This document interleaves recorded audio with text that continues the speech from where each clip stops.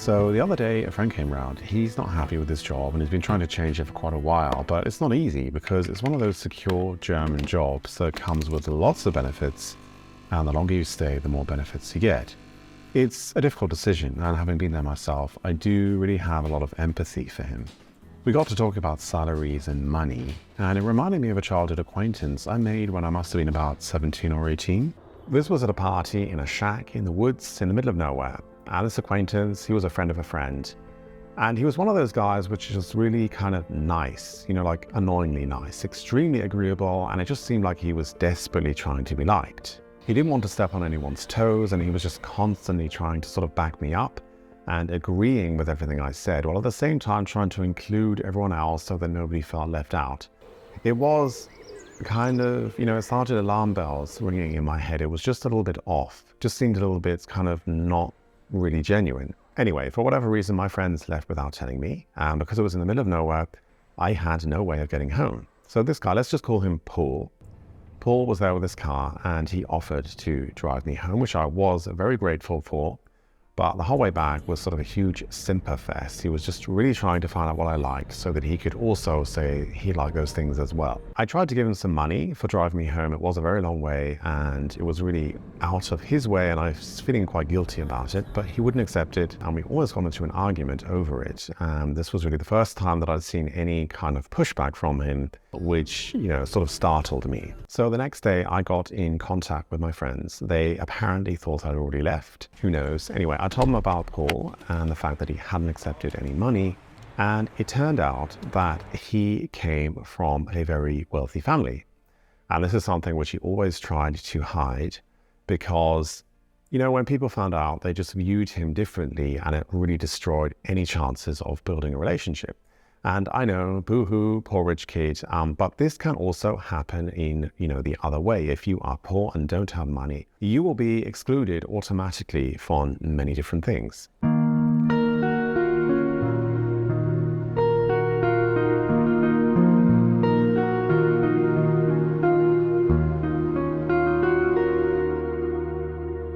So money matters, money is important, it's not trivial, but it can really be seen as more or less important depending on the culture of the country that you are in. So back to my friend, we were talking openly about salaries, and he brought up the infamous number, which apparently determines whether you are rich or not in Germany, which is around 50,000 euros net after all taxes have been deducted. And I think it is a similar amount in the UK, but it is a rather arbitrary number. Maybe we'll get onto that in a minute. But it really got me to thinking about money and how it almost always elicits, quite a bit of unease and sort of discomfort. And I've been to many different countries, and in almost all countries, the response is similar. There is usually always some sort of avoidance or hesitation, or the opposite, things get blown all out of proportion and people really inflate the numbers. And there's just something very weird going on. So why exactly is this, and how do attitudes to money differ between different cultures?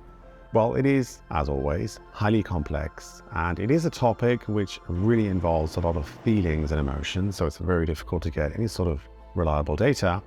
But I do have a few hypotheses as to why this might be, and I would actually also be very interested to hear what you think about this, so do make sure to comment down below.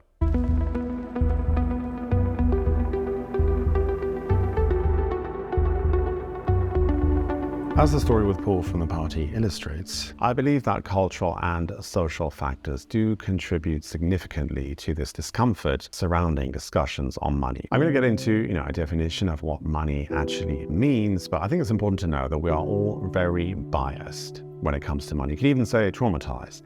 We've all been told stories, there's sort of grand narratives surrounding this topic, which is why it makes it very complex. One myth that I grew up with was to believe that buying things secondhand was better than buying them new. Whether it was clothing or a car or kitchen appliances, whatever it is, I was told that secondhand things are better because they've been worn in and sort of any kinks have been evened out. And I even remember at school, some of the essay questions we were set, or some of the discussions were things like, money is the root of all evil, discuss. And obviously, in retrospect, this kind of stuff seems pretty ridiculous, but there is something there. Maybe it's a little bit like the ring of power, but there is definitely something there.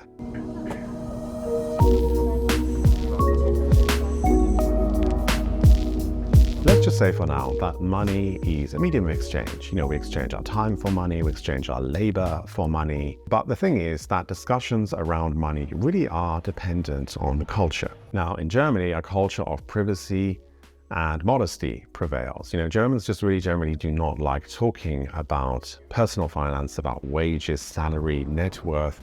All those kind of things are really considered an invasion of privacy, or they're just seen as bragging. And one thing to note is that the welfare state really is quite robust in Germany. And this is, something that is quite significant because it means there is actually less of a reason, less of an impetus, less of a need to really think or worry about money. Comparatively, I do know that people are struggling here.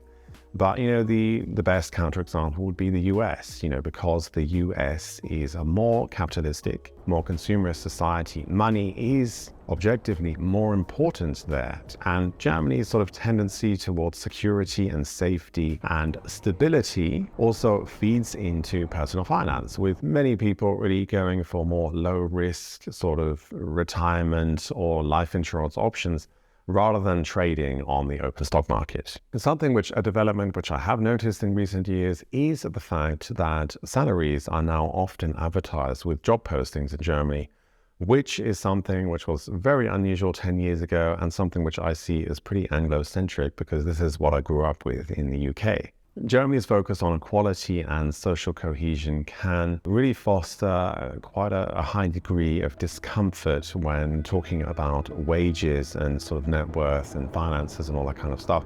And I do remember an incident at work actually where, this is probably the case for many people now. You have all your sort of information online, an online portal, your pay slips, your performance reviews, it's all pretty much digitized now. And if you forget to log out of your portal, someone else can see all your information. And this happened at work.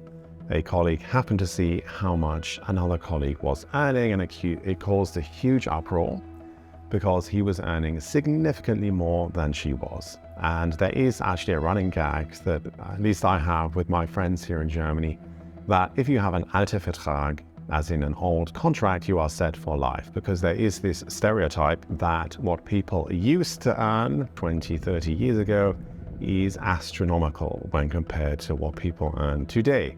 Now, this is purely anecdotal. I have no data to back this up. I don't actually know if it is true or not, but it was the case with these two colleagues because he had been working there for about 30 years and had a very different contract to what she had.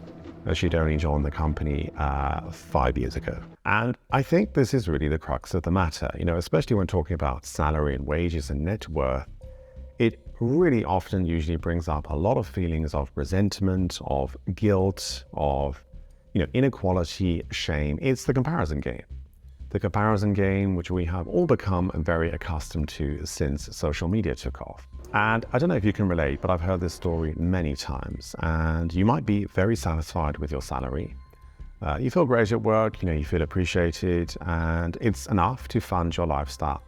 But then you somehow find out that a colleague of yours who seems to be less diligent than you, they actually earn more than you. And, this hurts because it's not just about the money, it's what about the money represents. And this might be many things. It could be respect. It could be, a sense of motivation. It could be a sense of appreciation.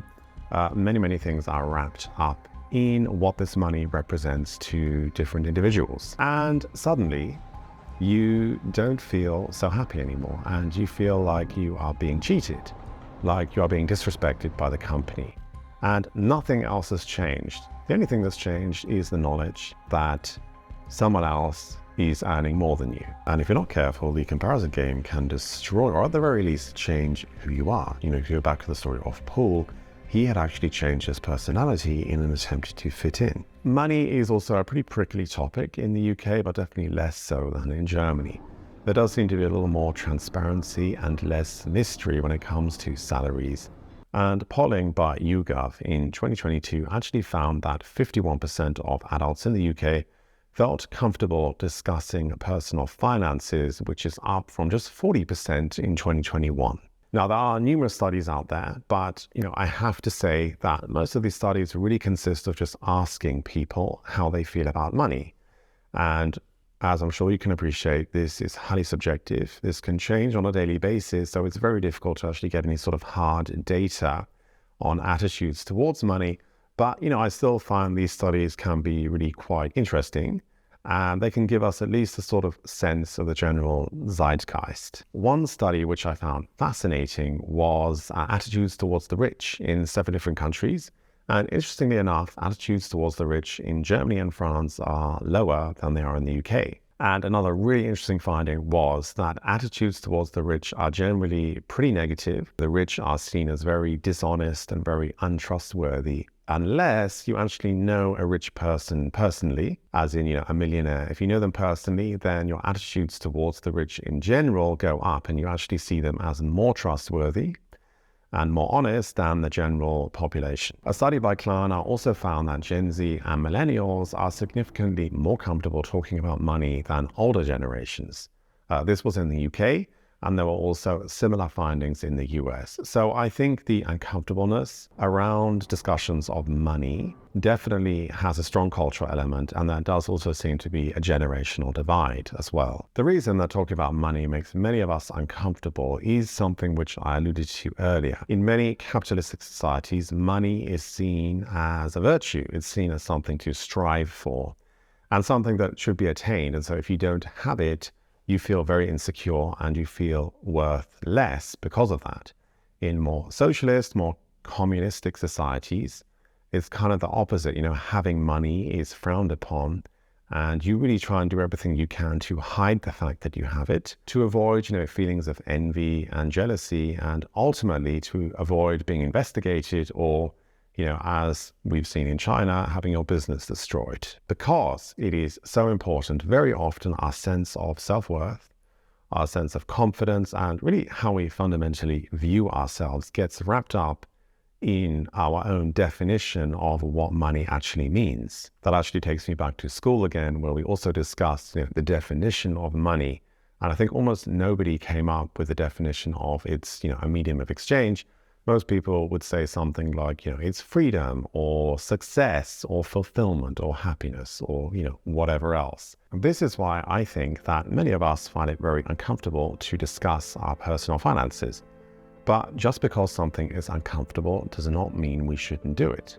Many people have absolutely no problem talking about their personal finances. What's your take? Thank you so much for watching, and I will see you in the comments below. Bye-bye.